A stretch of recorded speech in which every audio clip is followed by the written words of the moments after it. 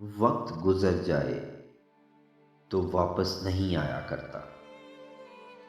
بہتر زندگی جینے کے لیے مال اکٹھا کرتے رہے، ساری جوانی اسی فکر میں گزار دی کہ مزید مال کیسے بنایا جائے۔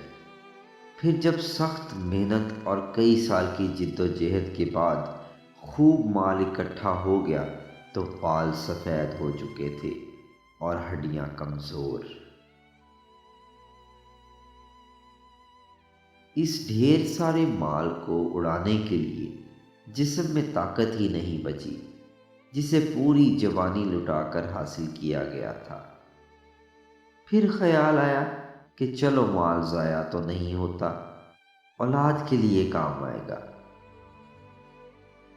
مگر جب حالات کا بغور جائزہ لیا تو اندازہ ہوا کہ جوانی میں خوب پیسہ اکٹھا کرنے کی لالچ میں اولاد کی تربیت کے لیے زیادہ وقت ہی نہ نکل سکا۔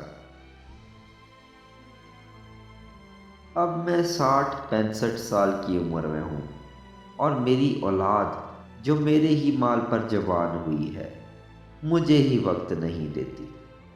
یہ بچے جن کے لیے میں نے اپنی ساری زندگی کمایا تھا آج میرے ہی پیسے پر شراب، نشہ اور عیاشی کر رہے ہیں۔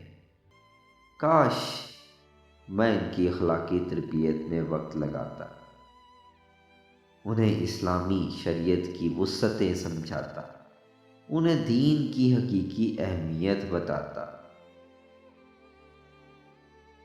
آج میں کمزور ہوں اور یہ طاقتور۔ نبی کریم محمد صلی اللہ علیہ وآلہ وسلم نے مومن کے لیے اس کے مال اور اس کی اولاد دونوں کو فتنہ قرار دیا ہے، اور وہ اسی لیے کہ ان دونوں معاملات میں انسان اگر غفلت برتے تو اسے آگے چل کر شدید نقصان ہو سکتا ہے اور اس کا بڑھاپا بھی خراب ہو سکتا ہے۔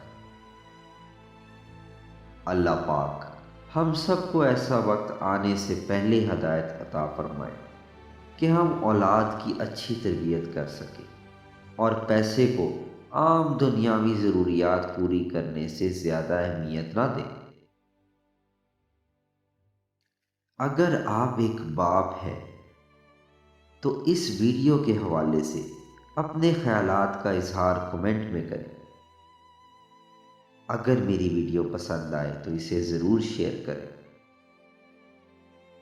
جزاک اللہ۔